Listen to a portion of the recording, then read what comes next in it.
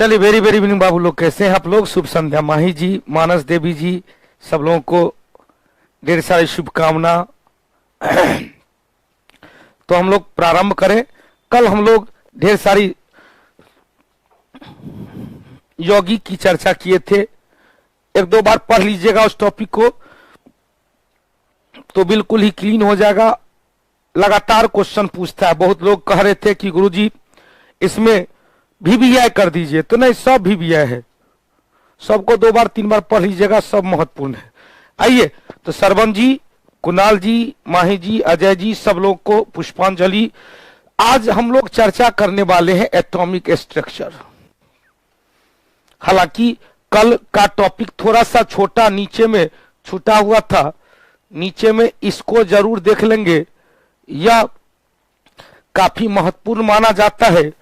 हमने कहा था फिटकिरी, जिसे पोटास एलम कहा जाता है, पोटास एलम या पोटासियम एल्युमिनियम सल्फेट कहा जाता है। मिथाइल आइसोसाइनेट, इसी गैस का लीकेज होने के कारण भोपाल गैस त्रासदी हुआ था, भोपाल गैस त्रासदी, मिथाइल आइसोसाइनेट। अब क्वेश्चन पूछेगा, यह मिथाइल आइसोसाइनेट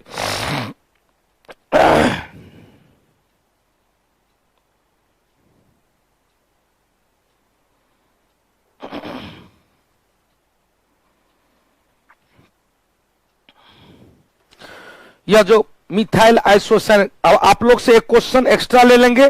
3 दिसंबर 1984, या कहा जाता है 2 दिसंबर के मध्यरात्रि में, तो जब ये मध्यरात्रि होता है तो हो जाता है 3 दिसंबर। ध्यान से सुनिएगा, यह जो मिक है इससे क्वेश्चन क्या निकलता है, 3 दिसंबर, जब ये 2 दिसंबर के मध्यरात्रि में होता है तो 3 दिसंबर 1984 को भोपाल में एक यूनियन कार्बाइड फैक्ट्री में गैस का रिसाव हो गया था।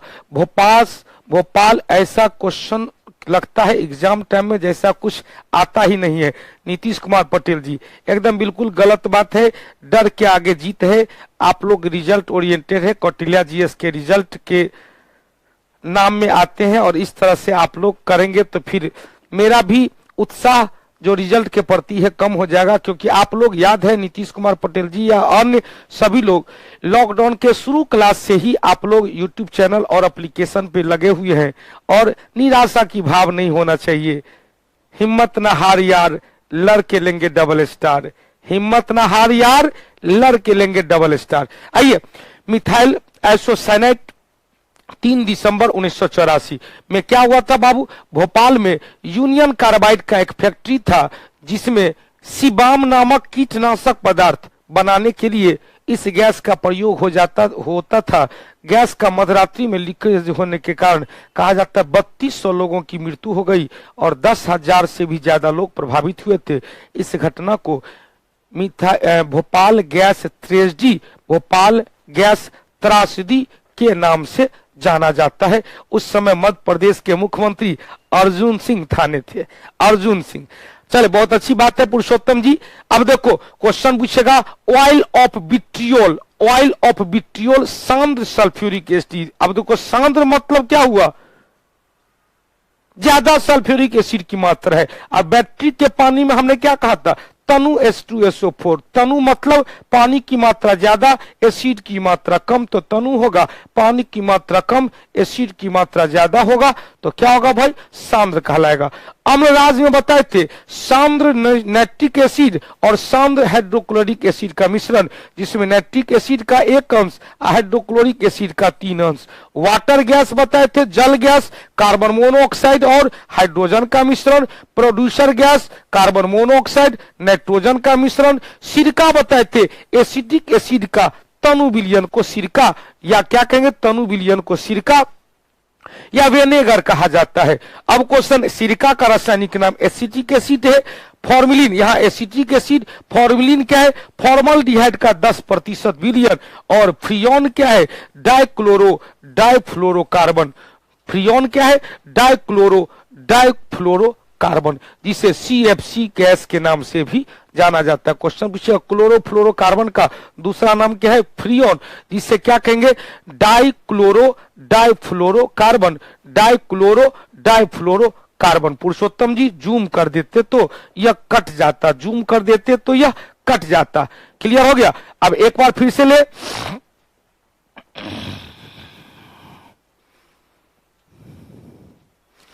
यहां पर हमने कहा फिटकिरी, फिटकिरी को क्या कहेंगे, potash alum, K2SO4 Al2SO4 whole 3 और 24H2O।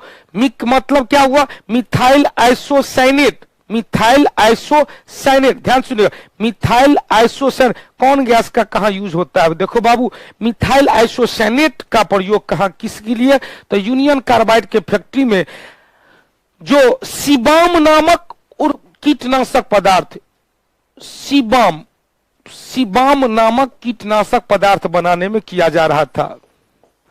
सीबाम नामक कीटनाशक पदार्थ बनाने में, कीटनाशक पदार्थ बनाने में किया जा रहा था। अब क्वेश्चन पूछेगा यह किसका कंपनी था भाई, यूनियन कार्बाइड का, यूनियन कार्बाइड का संयंत्र था जिसमें यह घटना घटा था 3 दिसंबर 1984 को। क्लियर। अब देखो क्वेश्चन पूछेगा ऑयल ऑफ विट्रियोल क्या है, तो सांद्र सल्फ्यूरिक एसिड। अम्लराज क्या है, तो अम्लराज में HNO3 का सांद्र HNO3 और सांद्र HCl, HNO3 का कितना मिश्रण, HNO3 का, ध्यान सुनिएगा, HNO3 का कितना मिश्रण, तो HNO3 का 1 और HCl का 3 अंश। क्वेश्चन पूछेगा वाटर गैस क्या है भाई, तो वाटर गैस कार्बन मोनोऑक्साइड और हाइड्रोजन का मिश्रण, प्रोड्यूसर गैस कार्बन मोनोऑक्साइड और नाइट्रोजन का मिश्रण। अब फिर क्वेश्चन आपसे पूछेगा कि सिरका क्या है, तो सिरका एसिटिक एसिड का, सिरका क्या है भाई, एसिटिक एसिड का तनु विलयन है।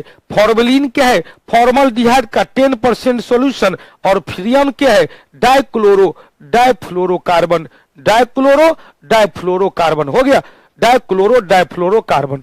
हाँ, पीटी में साइंस से कितना क्वेश्चन रहता है, तो पीटी में सब तो जीके जीएससी रहता है 100 नंबर का, उसमें 20 क्वेश्चन तक साइंस से रहता है, 20 से 25 क्वेश्चन साइंस से रहता है, कभी कभी 30 क्वेश्चन भी पूछ सकता है। चलिए हम लोग अब चर्चा करें, ध्यान से सुनिएगा। अब चर्चा करते हैं एटॉमिक स्ट्रक्चर, बड़ी महत्वपूर्ण टॉपिक है। नीरज कुमार पासवान जी, परमाणु संरचना, जब ये परमाणु की आती है चर्चा, ओजोन को क्षति पहुंचाता है फ्रियोन गैस, डाइक्लोरो डाइफ्लोरोकार्बन, जिसे CFC गैस के नाम से भी जाना जाता है, डाइक्लोरो Cl2F2C। अब देखो क्वेश्चन पूछ रहा है, ध्यान से सुनिएगा, परमाणु का संरचना। उससे पहले हम लोग यह जाने कि अणु क्या है, मॉलिक्यूल क्या है, परमाणु क्या है, एटम क्या है, दोनों में अंतर क्या है। फिर परमाणु के बारे में सबसे पहले जानकारी किसने दिया, फिर न्यूक्लियस नाभिक के बारे में सबसे पहले जानकारी कौन दिया, और उसके बाद परमाणु के अस्थायी एवं अस्थायी कणों के बारे में जानकारी लेंगे। क्लियर। क्वेश्चन पूछेगा, ध्यान से सुनिएगा, क्वेश्चन पूछेगा, बड़ी महत्वपूर्ण क्वेश्चन है। प्रियंका बाबू, रवि रंजन, विकास पाठक, क्वेश्चन पूछ रहा अणु क्या है, तो देख भैया अणु और परमाणु में पहला अंतर है कि अणु स्वतंत्र अवस्था में रहते हुए भी रासायनिक प्रक्रिया में हिस्सा नहीं लेता है, जबकि परमाणु स्वतंत्र अवस्था में नहीं रहते हुए भी रासायनिक प्रक्रिया में हिस्सा लेता है। पहला, फिर से सुनिएगा, महत्वपूर्ण चीज हमने बताया, अणु क्या है, मॉलिक्यूल क्या है, तो स्वतंत्र है लेकिन रासायनिक प्रक्रिया केमिकल रिएक्शन में हिस्सा नहीं लेता है। लेकिन एटम जो है, परमाणु जो है, परमाणु स्वतंत्र नहीं है, स्वतंत्र नहीं है लेकिन रासायनिक प्रक्रिया में हिस्सा लेता है। दूसरा, ध्यान सुनिएगा, दूसरा क्वेश्चन होगा कि परमाणु यौगिक का सूक्ष्मतम रूप है, यौगिक का सूक्ष्मतम कण है, कंपाउंड का सूक्ष्मतम कण है, सूक्ष्मतम पार्ट है, जबकि परमाणु तत्व का सूक्ष्मतम कण है। परमाणु तत्व का सूक्ष्मतम कण है जबकि अणु यौगिक का सूक्ष्मतम कण है। ध्यान से सुनिएगा। अब क्वेश्चन पूछेगा, हाँ निश्चित रूप से क्वेश्चन एक बहुत बढ़िया क्वेश्चन आपने कहा है कि डेड बॉडी को सुरक्षित रखने के लिए फॉर्मेलिन का लेप चढ़ाया जाता है, 10% फॉर्मल्डिहाइड का लेप चढ़ाया जाता है। अब देखो साइंस कितना डेवलप था। यदि रामायण देखे होंगे तो जैसे ही राम को 14 वर्ष का वनवास हुआ, भरत और शत्रुघ्न नानी के घर पर था, लक्ष्मण भी साथ गया, माता सीते भी साथ गई, तो इस सदमा को राजा दशरथ बर्दाश्त नहीं कर पाए और उनकी देहांत हो गई, मृत्यु हो गई। अब एक ऐसा राजा जिसके 4 संतान और चारों संतान में कोई नहीं है, राम लक्ष्मण सीता जंगल की ओर प्रस्थान कर चुके हैं, दूसरा और चौथा पुत्र नानी गांव में है, तो संदेशा भेजा जाता है। उससे पहले राजा दशरथ को बड़ा सा टब में रखा जाता है और टब में एक विशेष प्रकार का लिक्विड डाला जाता है। वह लिक्विड किसका होता है? फॉर्मेलिन का होता है। इसमें 10% फॉर्मल्डिहाइड का जलीय विलयन होता है। उस लिक्विड में डालकर पूरे शरीर को डुबा कर रखा जाता है, जिससे जो किण्वन की प्रक्रिया या अपघटन की प्रक्रिया है वह लेट से होता है। अपघटन की प्रक्रिया धीरे धीरे होता है और शरीर जल्दी गलता नहीं है। और फिर राजा भरत को वहां से आदेश, एकदम आसान सा आदेश भेजा था। यदि कह देते पिता की मृत्यु हो गई, कह देते बड़े भाई लक्ष्मण और राम सीता संग वनवास हो गए, तो वहीं पर वो पानीपत का चौथा युद्ध कर लेते।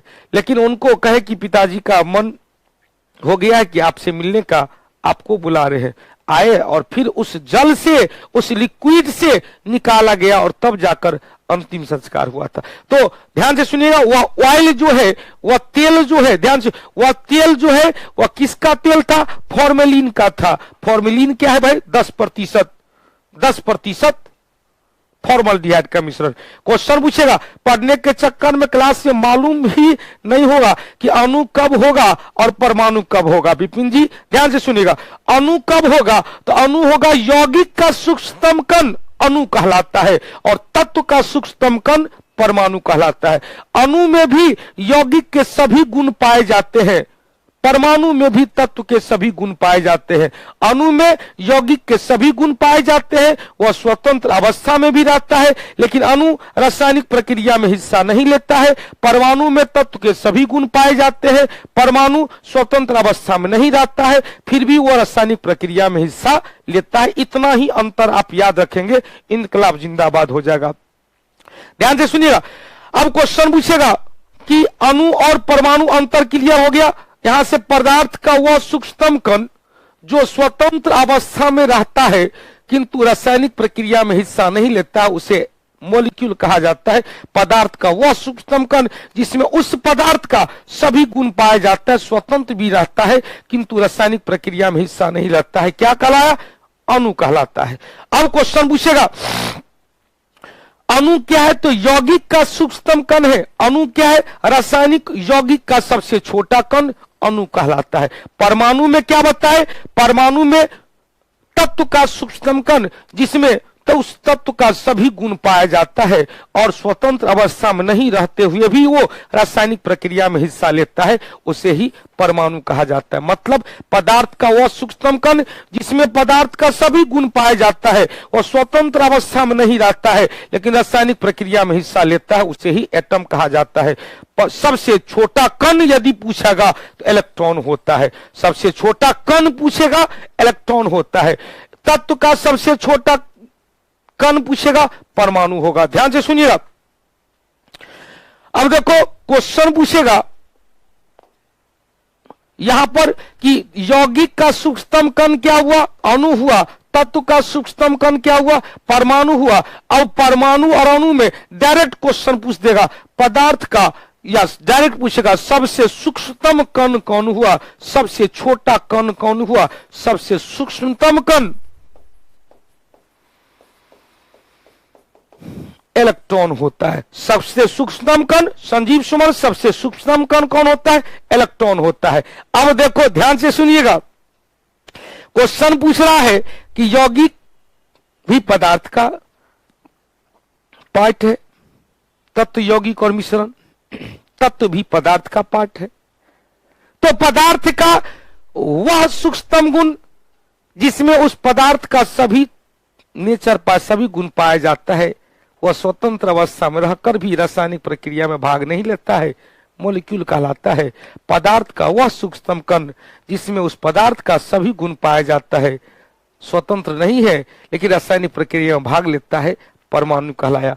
तत्व का सूक्ष्मतम कण परमाणु, यौगिक का सूक्ष्मतम कण अणु। अणु स्वतंत्र अवस्था में रहकर भी रासायनिक प्रक्रिया में भाग नहीं लिया, परमाणु स्वतंत्र अवस्था में नहीं रहकर भी रासायनिक प्रक्रिया में भाग लेता है। हो गया, चल बहुत अच्छी बात। सबसे छोटा कण परमाणु कहते हैं। परमाणु को भी तोड़ेंगे तो परमाणु को भी तोड़ेंगे इलेक्ट्रॉन, प्रोटॉन, न्यूट्रॉन में, तो सबसे छोटा कण इलेक्ट्रॉन होता है। अब राजा बाबू ने कहा कि गुरुजी उस समय क्या फॉर्मुलिन था? तो फॉर्मुलिन नाम नहीं था लेकिन उसी तरह का यह लेप था। आइए, बहुत अच्छी बात है। अब क्वेश्चन पूछेगा परमाणु के बारे में सर्वप्रथम जानकारी किसने दिया था? डाल्टन के द्वारा दिया गया था। डाल्टन को फादर ऑफ एटम कहा जाता है, परमाणु का जनक कहा जाता है। डाल्टन को क्या कहा जाता है? परमाणु का जनक, फादर ऑफ एटम कहा जाता है। डाल्टन ने क्या कहा? एटम, ए मतलब नहीं, टम मतलब डिवीजन, पदार्थ का वह सूक्ष्मतम कण जिसे विभाजन नहीं किया जा सकता, वही एटम कहलाया, वही परमाणु कहलाया। डाल्टन ने कहा परमाणु अविभाज्य, मतलब परमाणु को तोड़ा नहीं जा सकता है। लेकिन आधुनिक विद्वानों ने माना है कि भैया परमाणु को कई अस्थायी कण और कई अस्थायी कण में तोड़ा जा सकता है। परमाणु को कई अस्थायी और कई अस्थायी कण में तोड़ा जा सकता है। अब अस्थायी कण में 3 गो याद रखेंगे, अस्थायी कण में 3 गो याद रखेंगे। अस्थायी कण कई है, 3 गो याद रखेंगे। द गोपचन, और उधर पॉजिट्रॉन, न्यूट्रिनो और पाइमेसॉन। इनकलाब जिंदाबाद हो जाएगा। चलिए बाबू बालकृष्ण जी, सर मॉलिक्यूल जनरली स्टेबल होता है इसलिए रिएक्शन में भाग नहीं लेता। बहुत अच्छी बात है, मॉलिक्यूल स्टेबल होता है, मॉलिक्यूल स्वतंत्र है, स्टेबल है, इसलिए भाग नहीं लेता है। और परमाणु स्टेबल नहीं है, अनस्टेबल है, स्वतंत्र नहीं है, अतः रिएक्शन में भाग लेता है। अब देखो क्वेश्चन हमने कहा परमाणु के बारे में सबसे पहले जानकारी 1809 में याद रखेंगे हिस्ट्री से क्वेश्चन कि 1809 में अमृतसर की संधि हुई थी। 1809 में अमृतसर की संधि हुई थी पंजाब के राजा रणजीत सिंह और चार्ल्स मेटकॉफ के बीच। पंजाब के राजा रणजीत सिंह और चार्ल्स मेटकॉफ के बीच अमृतसर की संधि हुई थी। इसी वर्ष डाल्टन ने परमाणु के बारे में जानकारी दिया था, अतः डाल्टन को फादर ऑफ एटम कहा जाता है। अमृतसर की संधि के द्वारा सतलज नदी को पंजाब राज और अंग्रेजी राज के बीच सीमा रेखा मान लिया गया। क्लियर? चलो बहुत अच्छी बात है। अब देखो कृतिका वर्मा क्वेश्चन पूछेगा, लेबोइजर फादर ऑफ केमिस्ट्री, लेबोइजर को कहा जाता है। ध्यान से सुनिएगा रे भाई, क्वेश्चन पूछेगा इन्होंने क्या कहा? परमाणु अविभाज्य है। डाल्टन ने क्या कहा? परमाणु अविभाज्य। हमने एक क्वेश्चन हिस्ट्री से बता दिया कि हिस्ट्री में क्या बताए? 1809 में अमृतसर की संधि हुई।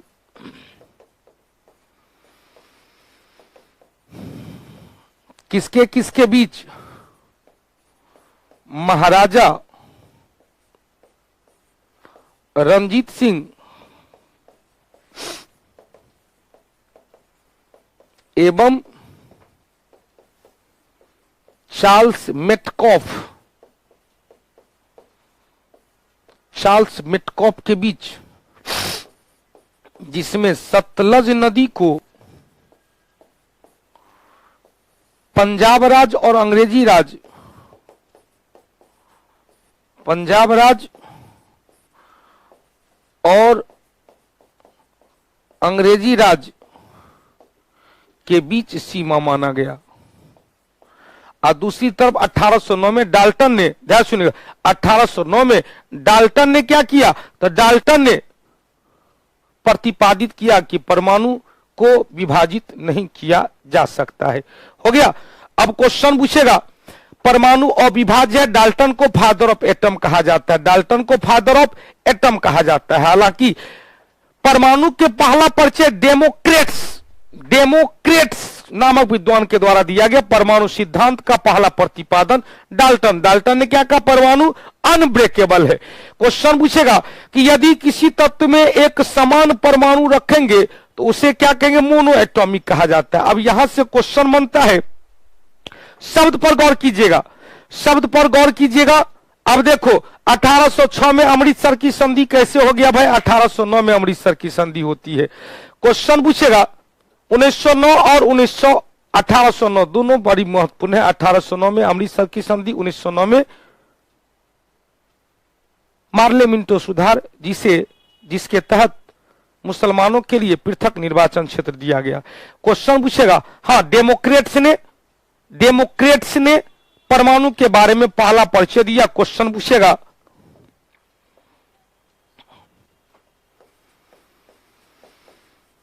परमाणु का प्रथम परिचय नहीं पूछता है, डेमोक्रेट्स परमाणु का सिद्धांत किसने? डाल्टन ने। फादर ऑफ एटम डाल्टन ने। डाल्टन ने क्या कहा? परमाणु अविभाज्य है, अनब्रेकेबल है। परमाणु क्या है? अविभाज्य है। परमाणु क्या है? अविभाज्य है।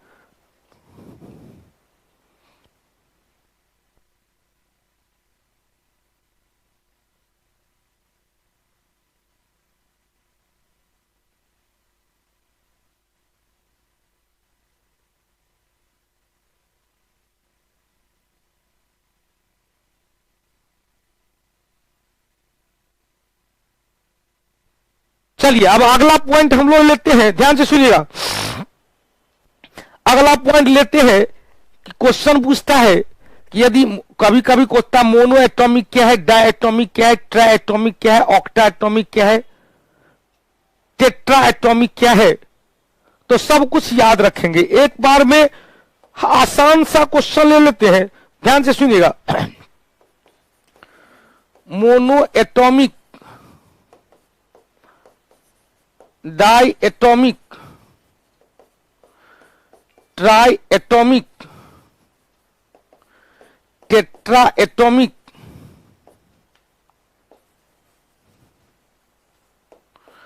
Octa atomic. हिंदी में कहेंगे एक परमाणविक, द्विपरमाणविक,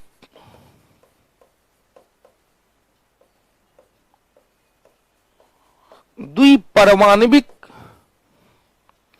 एक परमाणविक, त्रिपरमाणविक, चतुर्थ परमाणविक और अष्टक परमाणविक।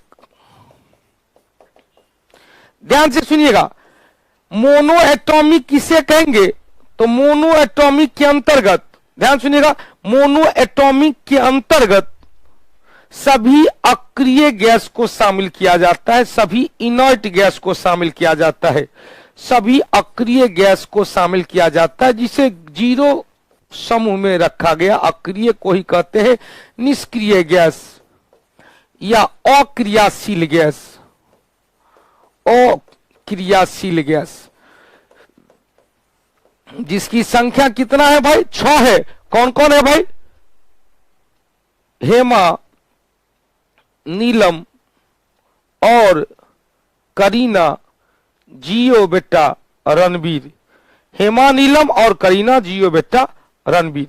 अब क्वेश्चन पूछेगा, ध्यान से सुनिएगा। अब आपको क्वेश्चन पूछता है जो भैया देखो अक्रिय गैस मोनो एटॉमिक हो गया, जिसमें तत्व में परमाणु एक ही रहता है, मोनो एटॉमिक। लेकिन क्वेश्चन पूछेगा डायटॉमिक में 2 परमाणु एक साथ जुड़ा रहता है, जैसे हम लोग कहते हैं ऑक्सीजन है, हाइड्रोजन है, क्लोरीन है, नाइट्रोजन है इत्यादि, डायटॉमिक।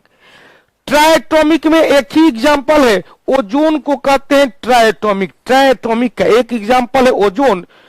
टेट्राएटॉमिक का एग्जाम्पल क्या है? तो कहते हैं P4 फास्फोरस। और ऑक्टाएटॉमिक का कहते हैं सल्फर 8। ऑक्टा एटॉमिक का क्या कहते हैं, सल्फरेट।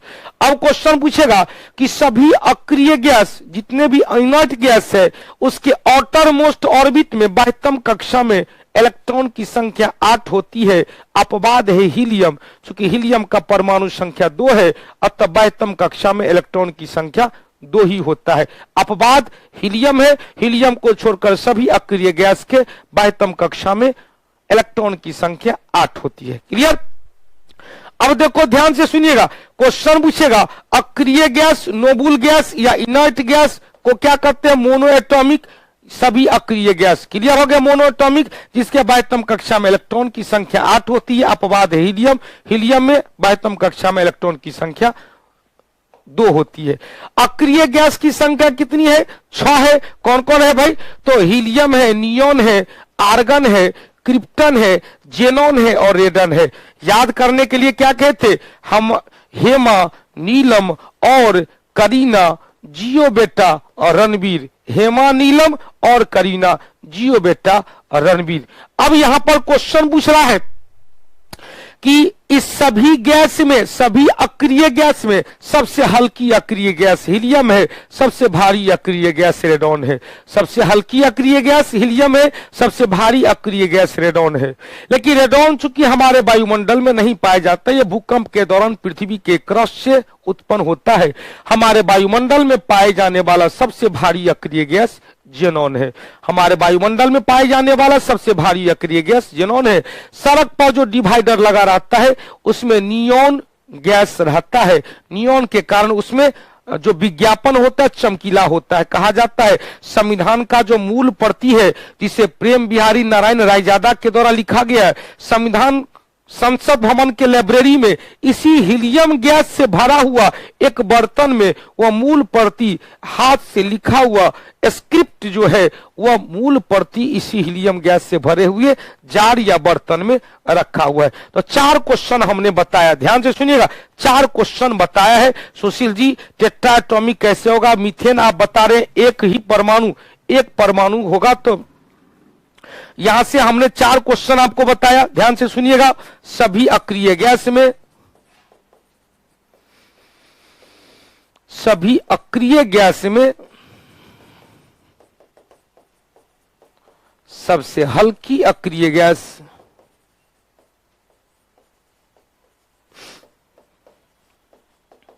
हीलियम है, जो सभी गैसों में, जो सभी गैसों में, सभी गैस मतलब अक्रिय गैस, धातु अधातु, सभी तत्वों में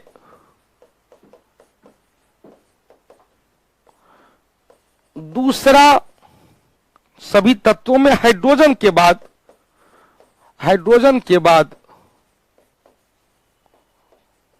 दूसरा हल्का तत्व है। हो गया, दूसरा पॉइंट बना, सभी अक्रिय गैस में, सभी अक्रिय गैस में सबसे भारी अक्रिय गैस कौन है भाई, रेडॉन है। लेकिन रेडॉन चूंकि हमारे वायुमंडल में नहीं पाया जाता है, रेडॉन हमारे वायुमंडल में नहीं पाया जाता है। अब हमारे वायुमंडल में क्वेश्चन पूछ देगा,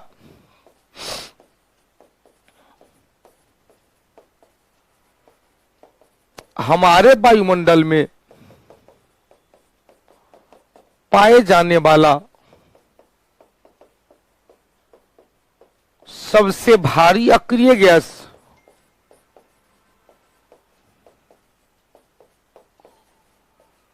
क्या है, जेनॉन है। क्वेश्चन पूछेगा चमकदार विज्ञापन में, चमकदार विज्ञापन में कौन सा बाबू, सड़क पर लगे हुए स्ट्रीट लैंप में इंडिकेटर में कौन सा गैस, घर में लगे हुए इंडिकेटर में कौन सा गैस, चमकदार विज्ञापन में कौन सा गैस, नियोन रहता है। चमकदार विज्ञापन में या इंडिकेटर में कौन सा गैस, नियोन गैस रहता है। ध्यान से सुनिएगा, अब आपसे क्वेश्चन पूछेगा,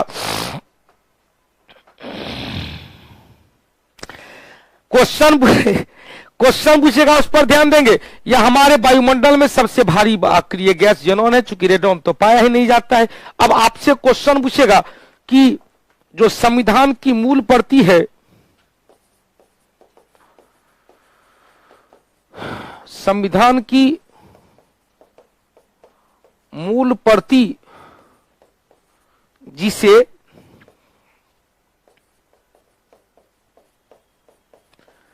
प्रेम बिहारी नारायण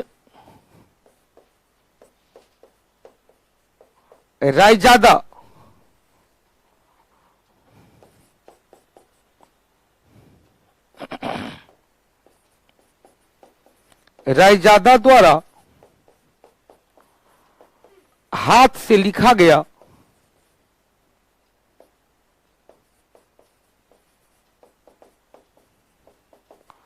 उसे संसद भवन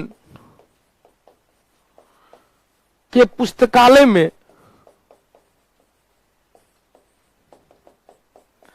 हीलियम से भरे जार, जार मतलब बर्तन, में रखा गया है। क्यों हीलियम ही क्यों? एक तो सबसे हल्की अक्रिय गैस है, हल्की अक्रिय गैस है। क्लियर हो गया। अब क्वेश्चन पूछेगा, जेनॉन गैस को स्ट्रेंजर गैस कहा जाता है। स्ट्रेंजर मतलब भारी गैस, वायुमंडल में पाए जाने वाला स्ट्रेंजर गैस जेनॉन गैस को कहा जाता है। जेनॉन गैस क्या है? स्ट्रेंजर गैस है। चमकदार विज्ञापन में नियोन। अब क्वेश्चन पूछेगा, बल्ब में ट्यूबलाइट में आर्गन गैस, बल्ब और ट्यूबलाइट में आर्गन गैस। क्वेश्चन पूछेगा कि हमारे वायुमंडल में आर्गन का स्थान क्या है? तो चौथा है। पहला नाइट्रोजन, दूसरा ऑक्सीजन, तीसरा आर्गन, चौथा कार्बन डाइऑक्साइड। अब यह दूगो पॉइंट भी आपको जानकारी होना चाहिए। स्ट्रेंजर गैस किसे कहा जाता है? तो जेनॉन को स्ट्रेंजर गैस कहा जाता है। चमकदार विज्ञापन में या इंडिकेटर में नियॉन गैस रहता है। बल्ब एवं ट्यूबलाइट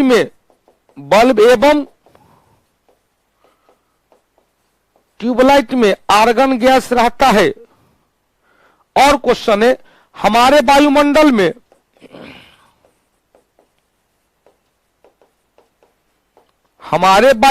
में सर्वाधिक मात्रा में पाए जाने वाले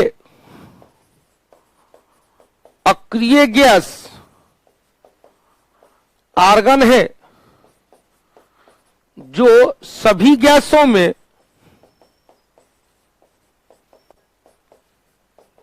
तीसरे नंबर पे है, तीसरे स्थान पर है। पहला स्थान किसका है भाई? तो पहला स्थान है नाइट्रोजन का, दूसरा स्थान है ऑक्सीजन का, तीसरा स्थान है आर्गन का, चौथा स्थान है कार्बन डाइऑक्साइड का। हो गया। अब रोहित पुष्पम जी लिखते हैं, स्ट्रेंजर का मतलब क्या होता है? मजबूत, शक्तिशाली। कहते ना स्ट्रेंज है। अब देखो ट्रिक आगे जब चर्चा करेंगे वहां पर ट्रिक भी बताएंगे। कहेंगे हेमा, नीलम और करीना, जियो रणवीर। हेमा से क्या बना? हीलियम। नीलम से क्या बना? नियोन। आर्गन से क्या बना? आर्गन और से आर्गन, क्रिप्टन, जीनन और रेडॉन। ये तो आपको लिखा हुआ भी है, यहां पर लिखा हुआ है हीलियम, नियन, आर्गन, क्रिप्टन, जेनन और रेडन। जेनन और रेडन, क्रिप्टन, जेनन और रेडन। हेमा, नीलम और करीना, जियो बेटा रणवीर। अब आपसे क्वेश्चन पूछ रहा है कि पृथ्वी हमारे वायुमंडल में तो रेडॉन है नहीं, लेकिन रेडॉन भूकंप के दौरान निकलने वाला गैस रेडॉन है। हालांकि ज्वालामुखी विस्फोट के दौरान निकलने वाला जहरीला गैस सल्फर डाइऑक्साइड है। आगे बढ़ते हैं, आगे बढ़ते हैं हम लोग। इतना तक क्लियर हुआ? लिखा हुआ है सभी अक्रिय गैस में हमारे वायुमंडल में सर्वाधिक मात्रा में आर्गन पाया जाता है 0.93। रेडॉन एक अक्रिय गैस है जो हमारे वायुमंडल में नहीं पाया जाता है। किसी तत्व में जब 2 परमाणु रहता है तो उसे डायटोमिक कहते हैं, और डायटोमिक का कई एग्जाम्पल, जब 3 परमाणु रहता है तो ट्रायटोमिक है ओजोन। जब 4 परमाणु, अब देखो सभी परमाणु 3 अस्थायी कण, अब यहां पर 2 को और बता दिए कौन कौन भाई। तो जब 4 परमाणु रहते हैं, 4 परमाणु, तो जब 4 परमाणु होगा तो क्या होगा? टेट्राएटॉमिक। एग्जाम्पल क्या होगा? P4। जब 8 परमाणु रहेगा तो ऑक्टाएटॉमिक। एग्जाम्पल क्या होगा? S8। या 2 गो चीज अपना मन से लिख लेंगे, मोनोएटॉमिक, डायटोमिक, ट्रायटोमिक, टेट्राएटॉमिक और ऑक्टाएटॉमिक। क्लियर हो गया? अब चलते हैं, परमाणु को कई अस्थायी और अस्थायी कण में बांटा गया है। अब अस्थायी और अस्थायी कण, ध्यान सुनिएगा, अस्थायी और विकास यादव जी, क्योंकि हीलियम गैस रिएक्शन नहीं करता है। अब देखो ध्यान से सुनिएगा, क्वेश्चन पूछता है द गोपचन, अब द गोपचन में टीएस से क्या है? जे थॉमसन है, जे थॉमसन है। जीओ से क्या है? गोल्ड स्टीन है। सीए से क्या है? जेम्स चैडविक है। अब आपसे क्वेश्चन पूछ रहा है, थॉमसन ने इलेक्ट्रॉन की खोज किया 1897 में, गोल्डस्टीन ने प्रोटॉन की खोज किया 1886 में, जेम्स चैडविक ने न्यूट्रॉन की खोज किया 1932 में। 3 को याद हुआ? द गोपचन, द गोपचन। हाँ, बहुत दिन से यदि घर बंद है, माल गोदाम बंद है तो रेडॉन गैस भरा हुआ रहता है। बहुत अच्छी बात है। अब देखो 1897 में जे थॉमसन ने इलेक्ट्रॉन की खोज किया, गोल्डस्टीन ने 1886 में प्रोटॉन की खोज किया, और जेम्स चैडविक ने 1932 में न्यूट्रॉन की खोज किया। जरा से इसको आप क्या करना, इसको आप जरा से हिस्ट्री से जोड़ लेंगे तो और मजा हो जाएगा। 1897 से 1 साल पहले 1896 में कलकत्ता अधिवेशन, 1896 में कलकत्ता अधिवेशन। अब देखो क्वेश्चन पूछेगा कि कांग्रेस के किस अधिवेशन में पहली बार वंदे मातरम गाया गया था? कांग्रेस के किस अधिवेशन में पहली बार वंदे मातरम गाया गया था? तो 1896। 1896 में वंदे मातरम गाया गया था। ध्यान से सुनिएगा, याद रखने के लिए कहेंगे 1896 का कोलकाता अधिवेशन, जिसका अध्यक्ष रहीमतुल्लाह सयानी थे, रहीमतुल्लाह सयानी थे। और इसी अधिवेशन में पहली बार वंदे मातरम को किसके द्वारा? रविंद्रनाथ टैगोर के द्वारा, रविंद्रनाथ टैगोर के द्वारा गाया गया था। अब क्वेश्चन पूछेगा 1896 में 10 साल घटा देंगे, -10 कर देंगे तो कितना हो जाएगा? 1886। 1886 में वो क्या हो गया था? तो कांग्रेस का कोलकाता अधिवेशन हुआ था। अध्यक्ष थे ग्लैडस्टोन या दादा भाई नौरोजी। दादा भाई नौरोजी जो पहले प्रथम पारसियन अध्यक्ष थे, प्रथम पारसी अध्यक्ष थे, पारसी अध्यक्ष थे।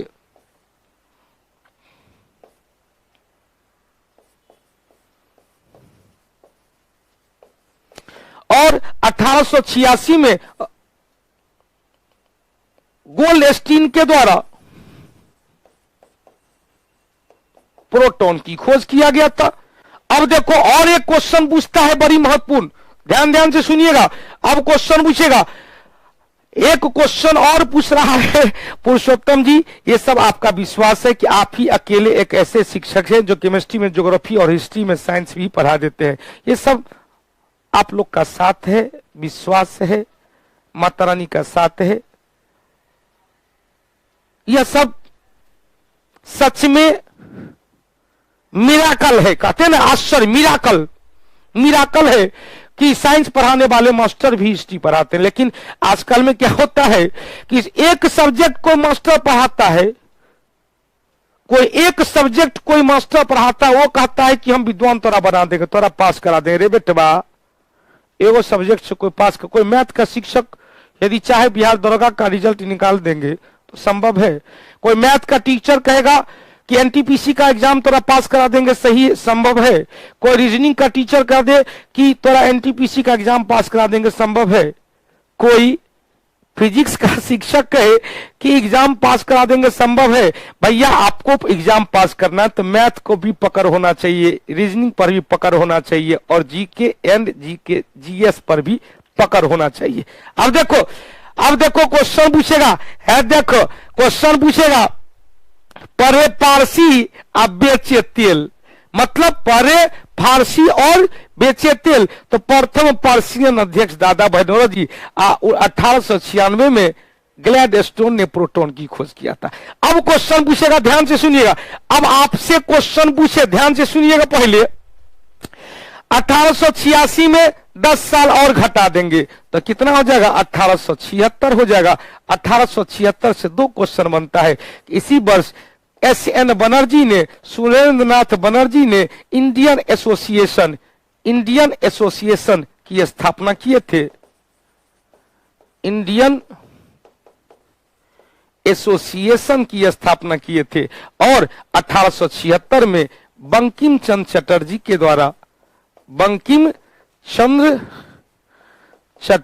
द्वारा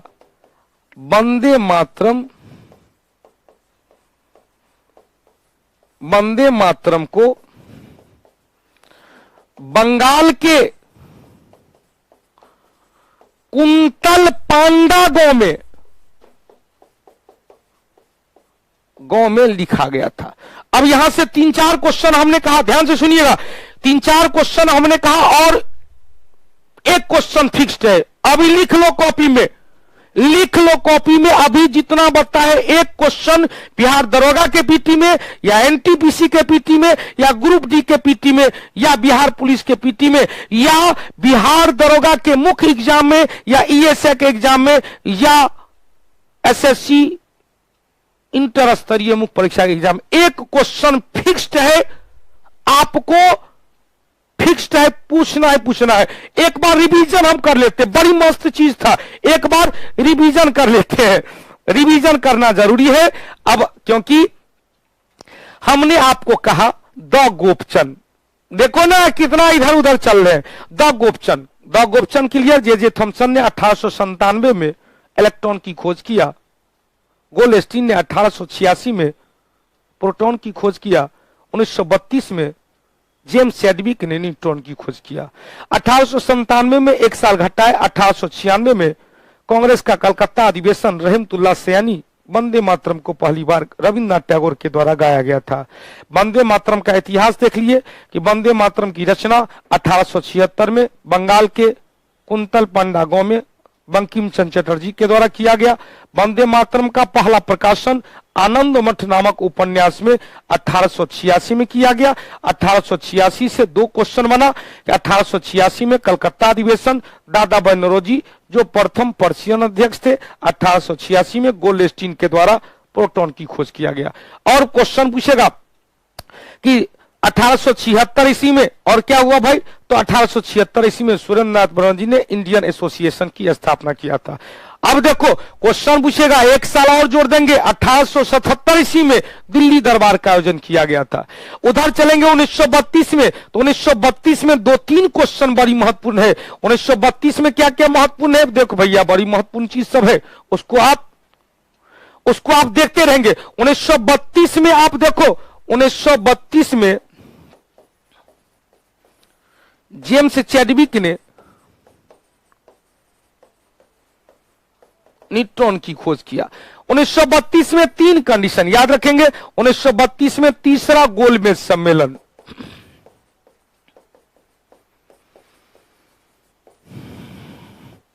1932 में 24 सितंबर 1932 को पूना पैक्ट,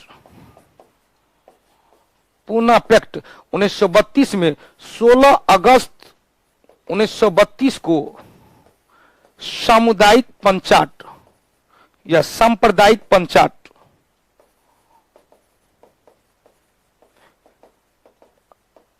कम्युनल अवार्ड की घोषणा किया गया। और 1932 में, अरे चंदन जी रदरफोर्ड भी देता है, पहले धैर्य से सुनो ना, रदरफोर्ड भी ना लाएंगे। अब देखो क्वेश्चन अब यहां पर आया, 1932 में जेम्स चैडविक ने न्यूट्रॉन की खोज किया। 1932 में तीसरा गोलमेज सम्मेलन हुआ। 1932 में 24 सितंबर को महात्मा गांधी एवं अंबेडकर के बीच यरबदा जेल में पूना पैक्ट हुआ। 16 अगस्त 1932 को तत्कालीन ब्रिटिश प्रधानमंत्री रेमजे मैकडोनाल्ड ने सांप्रदायिक अवार्ड की घोषणा किया, सांप्रदायिक पंचायत की घोषणा किया, कम्युनल अवार्ड की घोषणा किया, जिसमें अछूतों के लिए पृथक निर्वाचन क्षेत्र की व्यवस्था कर दिया गया। अब आपको क्वेश्चन पूछेगा तो ध्यान से सुनिएगा।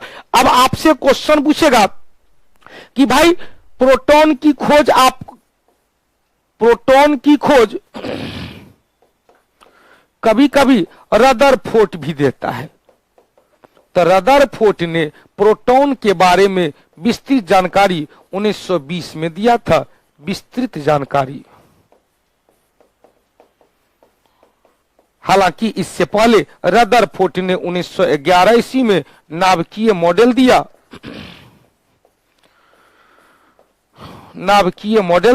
नाभिक की खोज, न्यूक्लियस की खोज किसने किया? रदरफोर्ड के द्वारा किया गया। न्यूक्लियस की खोज किसने किया बाबू? रदरफोर्ड के द्वारा किया गया। हो गया, इतना समझ में आया? पक्का। तो अब जरा सा 3 क्वेश्चन और लेंगे। 3 अस्थायी कण तो यह हो गया। अस्थायी कण में पहला है पाइमेसॉन, दूसरा है पॉजिट्रॉन और तीसरा है न्यूट्रिनो। पाइमेसॉन की खोज कौन किया? युकावा के द्वारा। पॉजिट्रॉन की खोज किया एंडरसन और न्यूट्रिनो की खोज किया पाउली, जिन्होंने अपवर्जन का सिद्धांत दिया था, एक्सक्लूसिव प्रिंसिपल दिया था। हो गया। अब देखो क्वेश्चन आपका सारा कुछ इसमें दिया हुआ है। परमाणु के अस्थायी और अस्थायी कण में इलेक्ट्रॉन आता है। पहला इलेक्ट्रॉन जे थॉमसन ने 1897 में खोज किया। एक ऋण आवेशित कण होता है।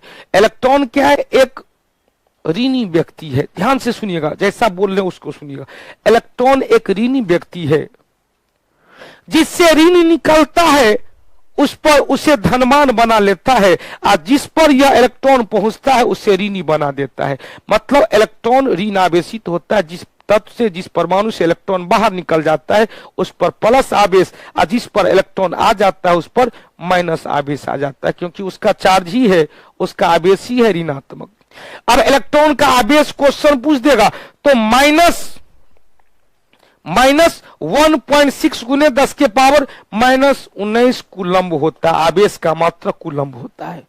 तो -1.6 गुने 10 के पावर -19 कूलम्ब के बराबर होता है इलेक्ट्रॉन का आवेश। हालांकि क्वेश्चन पूछेगा इसका द्रव्यमान कितना होता है, इसका मास कितना होता है। तो ध्यान से सुनिएगा, इसका मास यदि क्वेश्चन पूछ दे तो यह हमने पहले कहा यह सबसे छोटा कण है।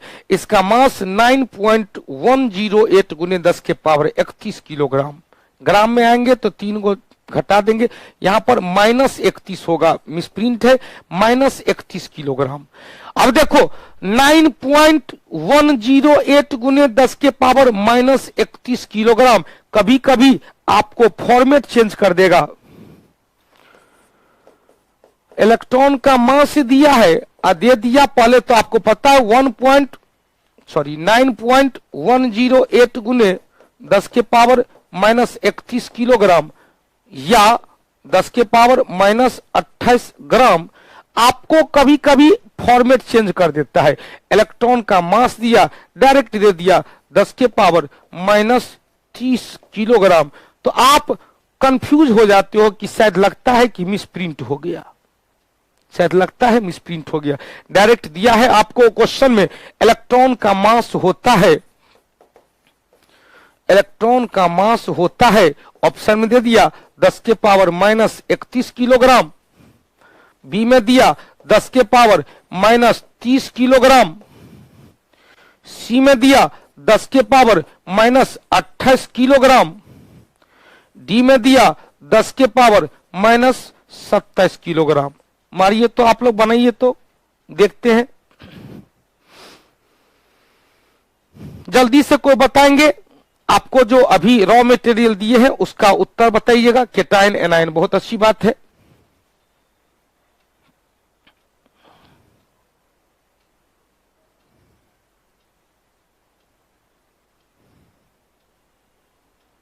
अभी तक उत्तर आप लोग की तरफ से मुझे नहीं मिला है, मुझे इंतजार है उत्तर का।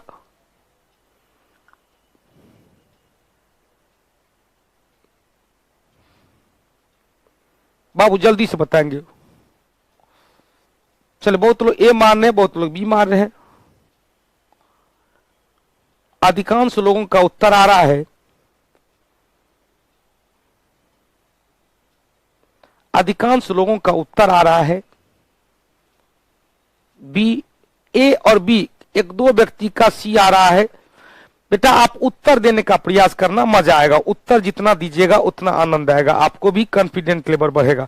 अब देखो, इसको हम क्या करते हैं जरा सा बताते हैं, अपने आप आपका उत्तर आना चाहिए। हमने कहा इलेक्ट्रॉन का मास कितना है भाई, तो बताएं 9.108 गुने 10 के पावर -31 किलोग्राम। अब 9.108 को अप्रोक्स कर लेंगे तो 10 हो जाएगा। 9.108 को अप्रोक्स कर लेंगे तो क्या होगा, 10 हो जाएगा। 10 मतलब 10 के पावर 1 बराबर 10। अब 10 के पावर 1 गुने 10 के पावर -31 किलोग्राम, तो यहां प्लस है यहां माइनस है, तो क्या होगा 10 के पावर -30 किलोग्राम इसका उत्तर होगा। उत्तर क्या होगा, बी नंबर हो गया। आया हुआ है एनटीपीसी में, यह क्वेश्चन आया हुआ है कि इलेक्ट्रॉन का मास कितना होता है, 4 को यही ऑप्शन है 10 के पावर -30 किलोग्राम। उसमें बहुत लोग कंफ्यूज किए थे क्योंकि नया प्रकार का क्वेश्चन था। नया प्रकार का क्वेश्चन में यह दिमाग पर रखे थे कि शायद लग रहा है कि इसको छोड़ के यही सिंबल ले लिया है, तो ये सिंबल नहीं बेटवा, यह 9.108 को लगभग 10 मान लिया है। तो 10 मतलब 10 के पावर 1 प्लस में है, 10 के पावर -31 माइनस में है, तो गुना कर देंगे। तो माइनस में जब गुना होता है तो घट जाता है, माइनस प्लस घट जाता है, 10 के पावर -30 किलोग्राम हो गया। चले, बहुत अच्छी बात है। तो यहां पर क्या हो जाएगा, इसको और क्या कर देंगे, या क्या कर देंगे, 10 के पावर -30 किलोग्राम होता है अप्रोक्स में। इसका द्रव्यमान हाइड्रोजन परमाणु के 1/1838वां भाग के हैं या 1840वां भाग के हैं, अप्रोक्स में होता है। 1/, कभी कभी 1840वां भाग भी होता है, कहीं कोई गलती नहीं है। हाइड्रोजन के द्रव्यमान का 1/1838वां या 1840वां भाग होता है। अब देखो दूसरा क्या बताए, इलेक्ट्रॉन ऋणी है और वह लफुआगिरी करते रहता है। जाहिर सी बात है, जो लफुआ होता है, ध्यान से सुनिएगा, इलेक्ट्रॉन को हम लफुआ से इंडिकेट करते हैं। जो लफुआ होता है, अब देखना लफुआगिरी, कभी इसके चक्कर में कभी उसके चक्कर में, एक प्रोटॉन छूटा तो दूसरा प्रोटॉन के चारों ओर, दूसरा नाभिक के चारों ओर चक्कर लगाने रखता है। मतलब यदि कहीं पता चला कि इस लगन में वो न्यूट्रॉन चल गया तो कोई बात नहीं, लफुआ नामे है, कोई नया न्यूट्रॉन को, नया न्यूक्लियस को खोजते हैं और नया न्यूक्लियस के चारों ओर चक्कर लगा लेते हैं। मतलब लफुआ क्या करता है, एक को छोड़ता है दूसरे को पकड़ता है। उसको वो क्या हो गया भाई, जो फ्री में जो मोबाइल नंबर देता है, फ्री में जो सिम कार्ड बांटता है, उसी तरह वो लफुआ होता है। तो इलेक्ट्रॉन क्या लफुआ है, वो इलेक्ट्रॉन क्या है, तो नाभिक के चारों ओर चक्कर लगाते रहता है। ध्यान सुनिएगा, जब कोई परमाणु उदासीन रहता है तो उदासीनता की स्थिति में नाभिक के अंदर जितना प्रोटॉन होता है, नाभिक के बाहर उतना ही इलेक्ट्रॉन होता है। मतलब वह स्टेबल है, मतलब वो शादीशुदा है। शादीशुदा व्यक्ति के पास जितना वो है उतना ही वही रहता है, मतलब अपने आप में परिपूर्ण है। न उदो से लेना है, न राधा को देना है। लेकिन यदि कहीं प्रोटॉन के तुलना में इलेक्ट्रॉन ज्यादा है तो ले जाओ, तू एगो दूगो ले जाओ। यदि प्रोटॉन के तुलना में इलेक्ट्रॉन कम है तो एगो दूगो इलेक्ट्रॉन तू ही दे दो। क्लियर हुआ? इसका मतलब इलेक्ट्रॉन की संख्या फ्लक्चुएट करते रहता है, नाभिक के अंदर प्रोटॉन की संख्या में परिवर्तन नहीं होता है। यही कारण है कि जब परमाणु संख्या का बोध करते हैं, एटॉमिक नंबर किसके बराबर होता है, तो नाभिक में उपस्थित प्रोटॉन की संख्या के बराबर होता है, इलेक्ट्रॉन की संख्या के बराबर नहीं कहते हैं। जब उदासीनता की स्थिति दे दिया है तो उदासीनता की स्थिति में क्या होगा, नाभिक में उपस्थित प्रोटॉन और इलेक्ट्रॉन बराबर होता है, अतः परमाणु संख्या बराबर प्रोटॉन की संख्या बराबर इलेक्ट्रॉन की संख्या कह देते हैं। यदि आपसे क्वेश्चन पूछेगा कि परमाणु संख्या किसके बराबर होता है, तो नाभिक में उपस्थित प्रोटॉन की संख्या के बराबर होता है। क्लियर हो गया? चलो बहुत अच्छी बात है। अब देखो प्रोटॉन चलते हैं, तो प्रोटॉन की खोज कौन किया था? गोल्डस्टीन के द्वारा। कब किया था? 1886 में। 1886 से आपको याद क्या करेंगे? 1886 से 1886 से अब देखो 86 में हमने आपको याद करवाया, 86 में आपको बात याद करवाया कि बंकिम चंद्र चटर्जी ने आनंद मठ नामक उपन्यास में पहली बार वंदे मातरम का प्रकाशन किया। दादा भाई नौरोजी कांग्रेस की अध्यक्षता किए थे, कलकत्ता अधिवेशन प्रथम पर्षियन अध्यक्ष, और गोल्डस्टीन ने प्रोटॉन की खोज किया। लेकिन प्रोटॉन के बारे में विस्तृत जानकारी किसके द्वारा दिया गया? रदरफोर्ड के द्वारा 1920 ईस्वी में। क्लियर? अब देखो इलेक्ट्रॉन के विपरीत होता है प्रोटॉन। इलेक्ट्रॉन है लफुआ तो प्रोटॉन है स्टेबल। प्रोटॉन पर धन आवेश रहता है, इलेक्ट्रॉन पर ऋण आवेश रहता है। लेकिन आवेश जो है इलेक्ट्रॉन पर बताए थे -1.6 गुने 10 के पावर -19 कूलम, इस पे क्या होगा? +1.6 गुने 10 के पावर 19 कूलम। मतलब आवेश वही है लेकिन केवल चार्ज अलग है, इलेक्ट्रॉन पर माइनस, प्रोटॉन पर प्लस होता है। इसका क्या है बाबू? इसका परमाणु यहां पर यह एक धनावेशित कण है, तो धनावेशित कण जब ये होगा तो इसका आवेश कितना होगा? 1.6 गुने 10 के पावर -19 कूलम के बराबर होता है। -19 कूलम होता है, यहां पर -19 कूलम। इसका मास कितना होता है? तो वहां पर बताए थे 9.108 गुने 10 के पावर -31 किलोग्राम। यहां पर कितना है? 1.672 गुने 10 के पावर -27 किलोग्राम। हो गया? चलो बहुत अच्छी बात है। यहां पर ट्रिक भी दे दिए है, द गोपचंद लिखा हुआ है। द गोपचंद से तीनों का तीनों उत्तर आपको निकल गया। अब चलते हैं न्यूट्रॉन के बारे में। खोज कौन किया? जेम्स चैडविक 1932 में। अब देखो जेम्स चैडविक 1932 में, 32 से हम लोग 3 क्वेश्चन और याद रखे थे कि 32 में तीसरा गोलमेज सम्मेलन, 32 में गांधी अंबेडकर समझौता, यर्वदा जेल पूना में, अतः पूना पैक्ट कहा गया 24 सितंबर को। 32 में 16 अगस्त 1932 को कैमिनल अवार्ड की घोषणा किया गया। और 32 में जेम्स चैडविक महोदय ने न्यूट्रॉन की खोज किया। बेचारा न्यूट्रॉन किसी भी आवेश लेकर नहीं रहता है, चार्ज लेस होता है, लेकिन इसका मास किसके बराबर? प्रोटॉन के बराबर होता है। इसका मास किसके बराबर बाबू? प्रोटॉन के बराबर होता है। अब देखो प्रोटॉन के द्रव्यमान के समान वही द्रव्यमान 1.67 गुने 10 के पावर -27 किलोग्राम होता है। अब यहां पर क्वेश्चन पूछेगा इलेक्ट्रॉन, प्रोटॉन, न्यूट्रॉन ये तीनों क्या है? मूल कण या अस्थायी कण है? क्वेश्चन पूछेगा अस्थायी कण में पाइमेसोन। अब पाइमेसोन क्या है? अस्थायी कौन है? खोज कौन किया? यूकाबा। खोज कौन किया? यूकाबा। यूकाबा ने कब किया? 1935 में। पाइमेसोन की खोज यूकाबा ने 1935 में। 1935 से बड़ी महत्वपूर्ण है भारत परिषद अधिनियम 1935, जिसमें अखिल भारतीय संघ की स्थापना किया गया। 1935 में 1 अप्रैल 1935 को आरबीए का गठन किया गया। 1935 से ढेर सारा क्वेश्चन बना। 1935 में यूकाबा ने पाइमेसोन की खोज किया। अब यूकाबा ने जो पाइमेसोन की खोज किया बिना चार्ज वाला है, लेकिन इलेक्ट्रॉन के द्रव्यमान का 272 गुना यह भारी है, 274 गुना यह क्या है? भारी है। अब जीतू जी ध्यान से सुनिएगा, पॉजिट्रॉन की खोज एंडरसन ने 1932 में किया। पॉजिट्रॉन की खोज कौन किया? एंडरसन के द्वारा 1932 में किया गया, जिसका आवेश तो है लेकिन मास नहीं है। द्रव्यमान लगभग शून्य होता है और आवेश धन आवेशित हो जाता है, प्रोटॉन के बराबर होता है। पॉजिट्रॉन को एंटी पार्टिकल ऑफ अल्फा कहा जाता है। तीसरा बना न्यूट्रिनो। अब न्यूट्रिनो से क्वेश्चन बना, पॉली ने खोजा था, न तो इस पर आवेश है न ही इसका मास है। इसकी खोज 1930 में पॉली के द्वारा किया गया। 1930 में बताए थे गांधी जी ने दांडी यात्रा की शुरुआत किए थे 1930 में। और क्या बताए थे, प्रथम गोलमेज सम्मेलन का आयोजन किया गया था। हो गया। अब रदरफोर्ड का जो नाभिकीय मॉडल है 1911 में दिया गया। उन्होंने रदरफोर्ड महोदय ने क्या किया, एक गोल्ड प्लेट पर अल्फा किरण का बमबारी कराया, स्केटिंग करवाया, और उसके स्केटिंग कराने के बाद जो निष्कर्ष निकला उसी के आधार पर अपना कॉन्सेप्ट दे दिया। निष्कर्ष में क्या देखा कि कुछ अल्फा पार्टिकल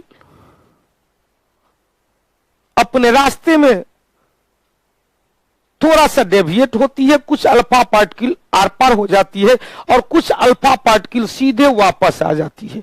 रदरफोर्ड ने जो देखा,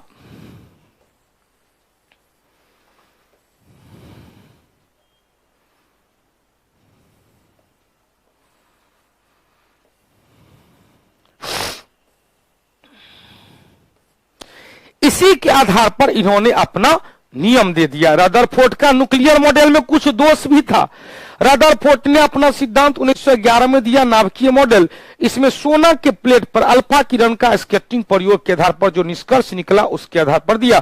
इनके अनुसार परमाणु के भीतर एक भारी कण है जिसे नाभिक कहा जाता है। नाभिक का जो आयतन है वो कुल परमाणु का कितना 1/1000वां भाग होता है। अब क्वेश्चन पूछेगा, नाभिक की त्रिज्या 10⁻⁻15 मीटर, जिसे ही एक कहेंगे, 1 फर्मी मीटर होता है।